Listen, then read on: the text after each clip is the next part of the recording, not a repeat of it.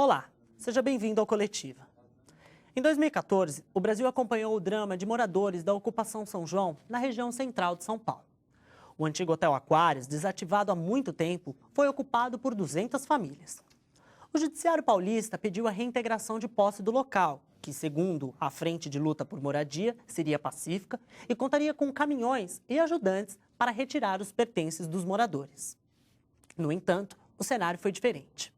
A polícia militar chegou ao local disparando bombas de efeito moral para expulsar os moradores. Segundo relatos, idosos, crianças e deficientes físicos foram afetados pela ação policial. Como resposta, os ocupantes fizeram barricadas de fogo para impedir o acesso dos soldados. A tropa de choque foi acionada e, segundo a PM, 70 pessoas foram encaminhadas às delegacias da região. O caso levantou um embate que parecia esquecido: as ocupações em São Paulo. No país, segundo dados do IBGE, existem mais de 3 milhões de moradias irregulares, permanentes e particulares. Só na capital paulista, por exemplo, 11% da população vive em assentamentos irregulares. Mas afinal, qual é o nosso papel de cidadãos na construção da cidade? Há espaço suficiente para todas as pessoas morarem em São Paulo? Para falar sobre esse assunto, convidamos Ruivo Lopes. Ele é poeta, ativista e realiza ações educativas e culturais em ocupações organizadas por movimentos de moradia. Também participam do nosso programa estudantes de jornalismo da Universidade São Judas, Letícia Polidoro, Tabata Bueno, Natália Henrique, Yuri Cavalieri, Ingrid Tani e Davi Pereira Júnior. Obrigado pela presença de todos. Na cidade de São Paulo, o movimento do Sem Teto, conhecido como MTST, possui cerca de 11 ocupações. Esse número vem crescendo junto com a luta por moradia. Por que essa demanda vem aumentando cada vez mais? É um prazer estar aqui falando de um tema tão urgente como moradia e num canal com jovens estudantes de jornalismo. Acho que o Brasil, mais do que talvez qualquer outro momento, precise de uma nova ventilada na área do jornalismo. Na verdade, esses números não vêm crescendo, né? Eles sempre existiram, né?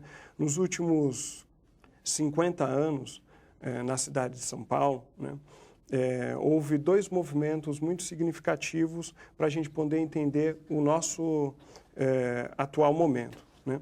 O primeiro deles é o fluxo de imigração, né, para as áreas industriais da cidade de São Paulo, né? O segundo movimento, para a gente poder entender esse quadro de ocupações por moradia, é o da especulação imobiliária, né? As áreas nobres da cidade, até então reservadas ao centro da cidade ou, no máximo, o centro expandido, elas primeiro começam a ser abandonadas, desvalorizadas pelas famílias tradicionais que habitavam aquelas regiões. O valor da terra urbana, da moradia nesses locais, ele cai muito e surge um novo setor empresarial, que é o do mercado imobiliário.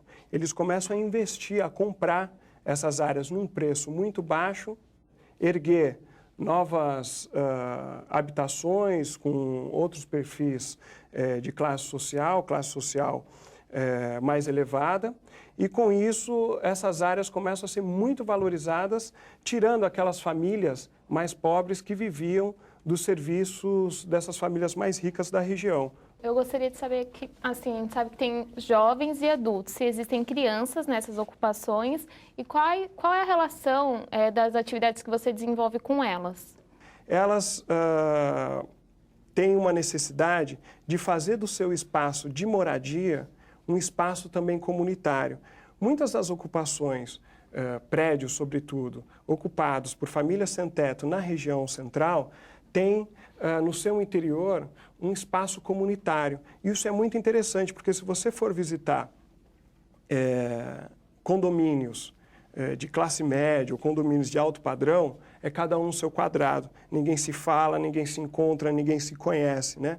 A preocupação das famílias sem teto é ter um espaço onde elas possam fazer reuniões, onde as crianças podem também aproveitar com lazer, onde tem bibliotecas comunitárias que elas visitam muito e é onde eu atuo no incentivo à leitura, à escrita, né, com essas crianças, sobretudo através da palavra falada, né, através do sarau, da poesia, onde elas acabam assumindo mesmo protagonismo através da fala, né? Quem pronuncia o mundo se coloca no mundo. Era isso que o nosso mestre Paulo Freire sempre nos ensinou.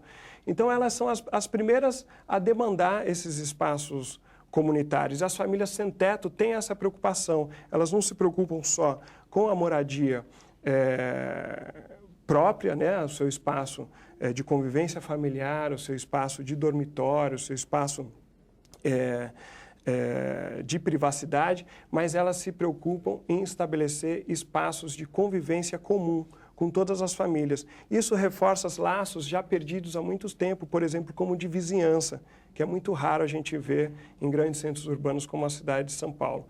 Esse trabalho de vizinhança, de trabalho comunitário, cultural e educativo é onde eu encontro espaço para poder atuar, sobretudo na perspectiva de uma educação popular, que é o que eu promovo junto aos movimentos de moradia.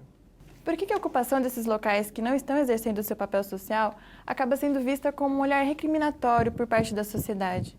O que acontece é que, através da história do nosso país, a propriedade privada ela é fundante, né? Desde da invasão e a posse dos territórios indígenas, que são problemas que o país enfrenta até hoje, as comunidades quilombolas nos campos, as comunidades ribeirinhas, e não seria diferente nas cidades, né? Eu acho que é importante a gente dizer que, a partir dos anos 80, o Brasil deixa de ser um país rural, onde a maior parte da população está no campo, para ser um país urbano, onde a maior parte da população encontra-se nos centros urbanos. E um fator que potencializa essa falsa imagem, que é muito plantada pela própria justiça, quem potencializa isso é a própria imprensa, né? E tem um motivo para isso, né? Se você comprar os principais jornais de circulação nacional do país de domingo, você vai ver que metade desses jornais são de anúncios de empreiteiras, de imobiliárias, de incorporadoras, então eles não têm o menor interesse em atender as demandas populares e dizer o que realmente afeta a moradia dessas pessoas, né? Eles defendem o interesse também, que é apoiado pela justiça, e acaba acontecendo o que foi anunciado no início do programa. Por que as pessoas optam pela ocupação e não por albergues e abrigos da cidade? Olha, albergues e abrigos, eles têm função social muito diferente, né? Os dois são transitórios, né? Mas eles existem para atender uma parcela da população que ou está fora do mercado de trabalho ou vive em situação de rua, né? Ou, por exemplo, nas casas-abrigos destinadas para as mulheres, que é um serviço muito importante, que, aliás, precisava ser ampliada, essa rede de casas de proteção e abrigo das mulheres, para tirar elas de uma situação de vulnerabilidade, uma situação de violência, né? Elas são transitórias. Ninguém vive para sempre num albergue ou num abrigo, né?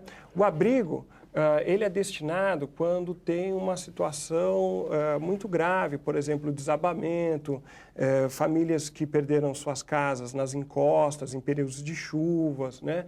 Então, elas vão para um abrigo muito transitório até ser destinada para uma habitação de longo prazo, se não permanente, através de um programa de política habitacional, ou para o aluguel social, por exemplo, né? E os albergues hoje, eles são muito utilizados pela população em situação de rua, é onde elas encontram abrigo, sobretudo no período de inverno, né? Ou aquelas pessoas que são cadastradas em serviços sociais. Os albergues também acabam oferecendo serviços sociais importantes, como assistência social, encaminhamento para um médico, um posto de saúde, né? Então, eles têm caráteres diferentes da política habitacional. A política habitacional, ela é um direito, ela tem caráter permanente, duradouro, né? E ela atende às famílias, né? Essa é a diferença de um albergue, de um abrigo e da política habitacional. Ruivo, ao lembrarmos da reintegração do Hotel Aquários, é impossível não mencionarmos a ação violenta da polícia. Isso sempre acontece? Olha, a polícia, ela deveria ser a última a ser cogitada quando se fala em moradia. Moradia é uma questão social e não de polícia. Acontece que o nosso judiciário também é herdeiro desse autoritarismo e passa a tratar questões sociais como caso de polícia, como era tratado nos anos 30, nos anos 40. Né? A gente ainda tem muito o que avançar e eu acho que não dá para a gente avançar democraticamente sem tocar nessas instituições que se mostram aí inabaláveis, né? Neste caso em específico de uma reintegração de posse, né, quem deveria chegar primeiro, né, numa reintegração de posse seriam assistentes sociais, conselheiros tutelares, médicos, né, porque afinal em 200 famílias que estão ocupando um imóvel, você vai encontrar várias realidades. Você vai encontrar gente muito idosa, gente portadores de necessidades especiais, você vai encontrar crianças, né? Então, é preciso ter um aparato social para atender essas famílias. Essas famílias, uma vez que deixam um imóvel, neste caso particular, né, elas precisam ser amparadas pelo poder público no que melhor o poder público tem a oferecer, que não é, em hipótese alguma, a polícia, né? A operação que nós vimos no dia 16 de setembro, né, foi um desastre porque se colocou a polícia como mediadora de uma questão social fundamental, garantida na nossa Constituição Cidadã, mas que não sai do papel. Né? Então, se coloca a polícia como mediadora porque não se oferece saída alguma, a não ser a repressão e a forma brutal como o Brasil inteiro pôde assistir pela televisão, a forma como aquelas famílias foram despejadas, com um acordo quebrado. O Coletiva vai para um rápido intervalo e no próximo bloco continuaremos discutindo sobre a luta por moradia. Fique conosco.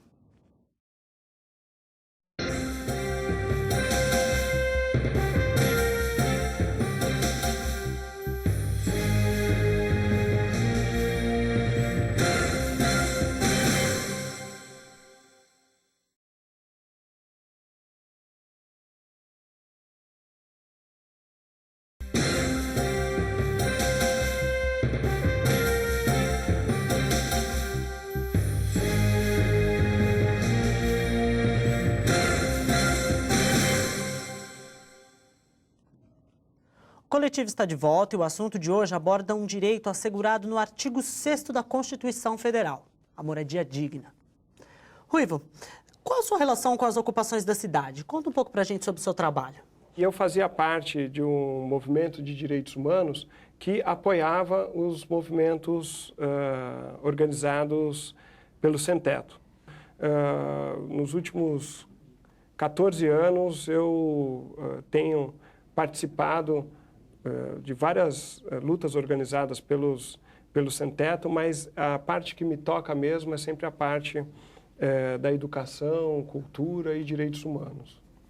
Como surgiu a ideia de promover o sarau dentro das ocupações e qual a ligação da poesia com as ocupações? O espaço da moradia digna, ele não é só o espaço onde a família descansa depois de uma longa jornada de trabalho. Ele é, sobretudo, um espaço de convivência, um espaço de aprendizado, né? Um espaço onde as pessoas se encontram da cidade, né? Porque, afinal, ela também é um espaço da cidade. E o Sem Teto dizia o seguinte: se nós ocupamos este imóvel que estava abandonado, nós não temos o direito de deixar ele fechado só para a gente.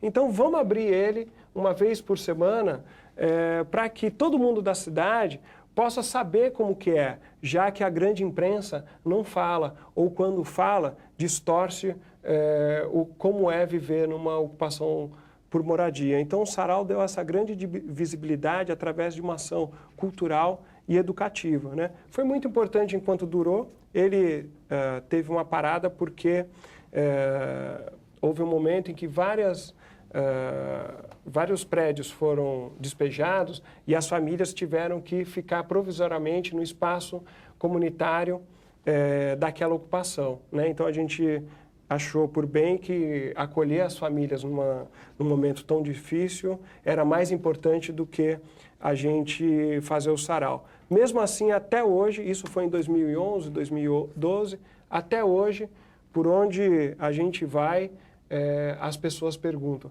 e aí, aquela ocupação continua? E o sarau ainda tem? Né? Então, realmente marcou, de certa forma, a vida cultural da cidade. Mas, Ruivo, além do sarau, quais outras atividades que você exerce lá dentro, que você realiza?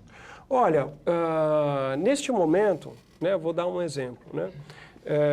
A gente está realizando um centenário da Carolina Maria de Jesus, uma escritora muito importante, né?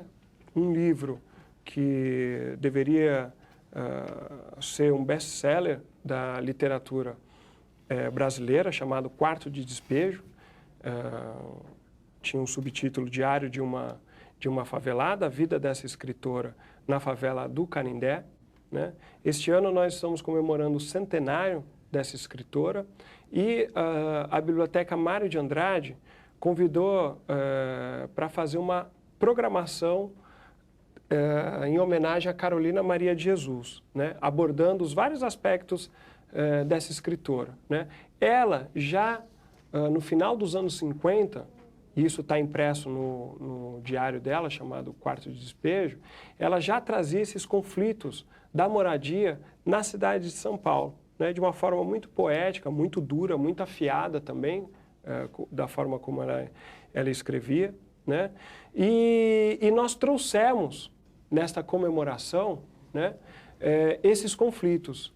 Então, o que nós fizemos? Nós dissemos assim para a Biblioteca Mário de Andrade, né, que é a biblioteca mais importante da cidade de São Paulo, né?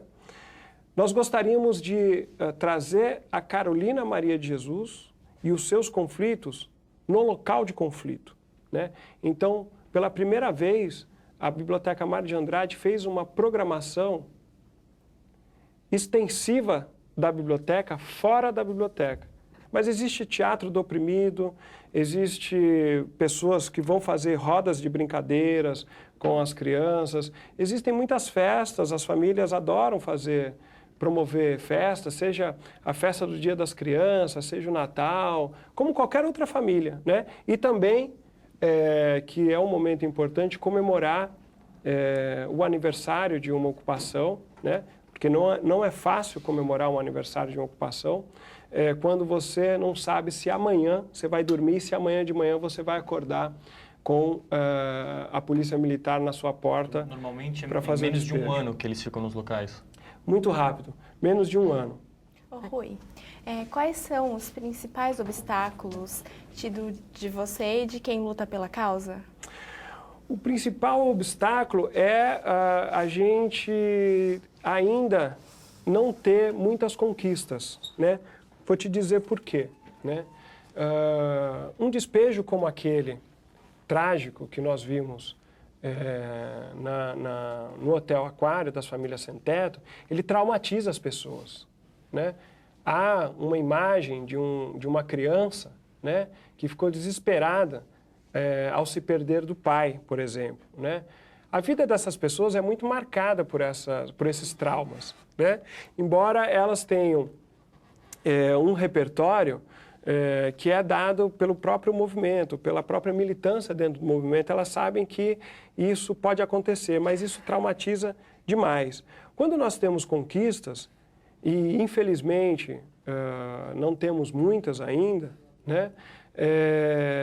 A gente tem como mostrar para as famílias que vale a pena lutar, né? Que é lutando que se conquista, né? Através do exemplo das famílias que já conquistaram a moradia através da luta, por exemplo, a comunidade Mauá, que é uma ocupação das mais importantes hoje na cidade de São Paulo, foi cenário de filmes nacionais, foi cenário do clipe Marighella, do Racionais MCs, já aconteceu vários encontros, reuniões de movimentos, eles são muito abertos para realizar atividades junto com as famílias, né? Essa ocupação hoje ela foi conquistada através de muita luta, né? Primeiro,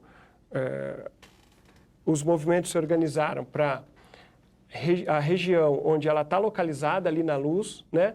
Fosse uma área de interesse social, ou seja, barrar a especulação imobiliária e a construção de empreendimentos que não são da faixa de renda popular ou destinados a empreendimentos de fins comerciais.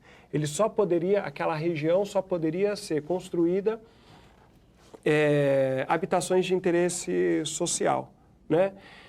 Como o proprietário viu que isso não interessava, porque interessava ele deixar abandonado, o valor da área subir, valorizar, e aí ele vender para algum empreendimento, né, de alto padrão ou comercial, né, ele aceitou a oferta da prefeitura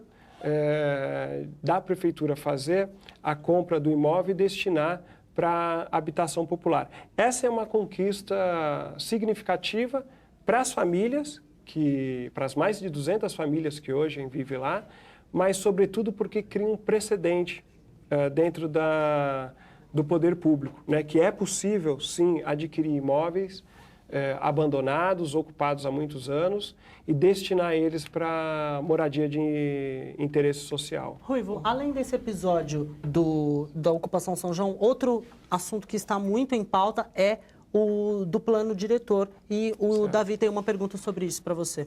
Como ele comentou, além desse plano diretor, que outras ações podem ser tomadas para que essas ocupações tenham um maior apoio do poder público, que a gente vê muito pouco? Olha, o plano diretor, hoje já aprovado, né, ele traz algumas novidades, né? Por exemplo, ele instituiu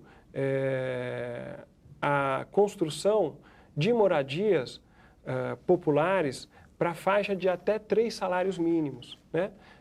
Que é a faixa de renda da maioria dos trabalhadores e sem-tetos que precisam de habitação, né?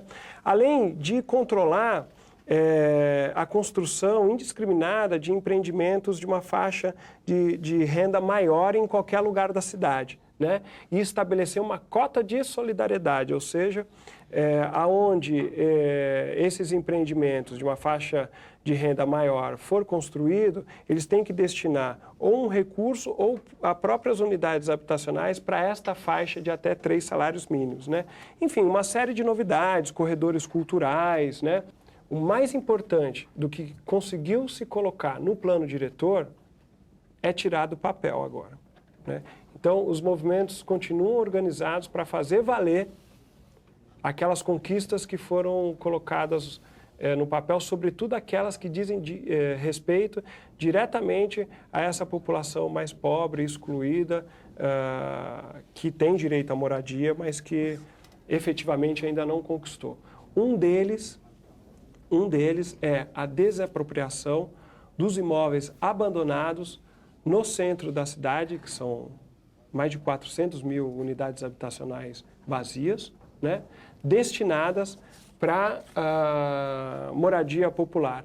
Aqueles que não destinarem terão que pagar um valor mais alto do IPTU, e aqueles que não cumprirem a sua função social serão desapropriados e entregues para moradia popular. Essa é a maior conquista. Ruivo, ocupar é legítimo? Olha, eu disse isso já outras vezes, né? E continuo acreditando que quando os movimentos sem-tetos se organizam, as famílias promovem ocupações desses imóveis abandonados, elas fazem um imenso favor à cidade de São Paulo, porque elas denunciam os proprietários que abandonam seus imóveis e, consecutivamente, abandonam a cidade de São Paulo. Eles não estão nem um pouco interessados na cidade de São Paulo. Eles estão interessados na especulação do seu imóvel, por isso que ocupar, mais do que legítimo, é um direito. Ruivo, para fechar o programa, eu queria que você deixasse os seus contatos para quem quiser acompanhar o seu trabalho através das redes sociais e que você também deixasse uma mensagem para os nossos espectadores. Tem o contato pelo Facebook, que é o mais acessível, é só colocar lá Ruivo Lopes no Facebook e vai aparecer. Eu queria resumir uma mensagem final com aquilo que eu mais me comunico com as pessoas, que é oferecendo um poema, se vocês me permitirem. Por favor, fica à vontade. Há exatamente um ano, eu publiquei um poema no jornal Boletim do Caos, do meu amigo escritor Alessandro Buzo, né? E eu acho que ele é muito atual, infelizmente, né? Chama-se Reintegração de Posse.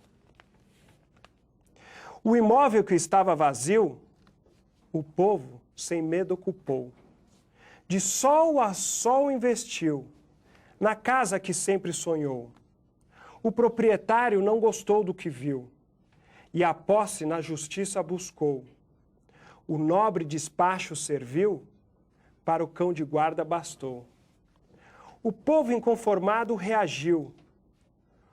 Cocos e a força e a coragem buscou. Tudo isso na mão reuniu e contra a violência revidou. Armado o cão de guarda viu, tiros e bombas disparou. Reintegração de posse cumpriu, mas justiça mesmo faltou. Ruivo, mais uma vez, muito obrigado por se disponibilizar a discutir esse assunto conosco. Obrigado a todos os nossos convidados. Eu que agradeço. O programa de hoje fica por aqui. Obrigado pela participação de todos. A você de casa, continue ligado na programação da TV São Judas. Até a próxima.